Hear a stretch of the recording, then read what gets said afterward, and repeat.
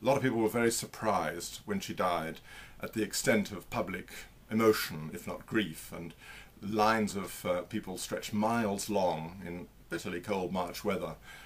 around Westminster and across the river to pass by her coffin in St Stephen's Hall in Westminster. And a lot of people thought this would never happen. A lot of the members of the new Labour government, I thought this would never happen, and were rather horrified that it did, because they thought this sort of tradition was gone. And actually, I think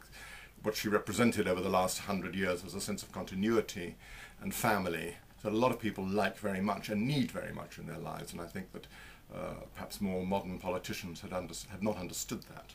And I think she was a continuous presence throughout the extraordinary changes of the 20th century, and it was for that, and a constant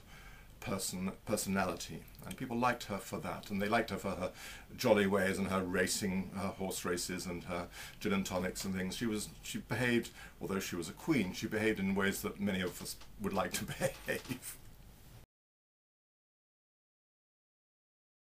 It's been a huge pleasure for me to write this book, and a privilege going through all these private letters of members of the royal family for the last 100 years, and a responsibility to try and get it right and to tell the story of this remarkable woman in the context of the story of this remarkable and rather, in some ways, terrifying century, the 20th century. And I hope I've put her in her place, and I hope I've explained to people more than they knew before about why she was and remains important.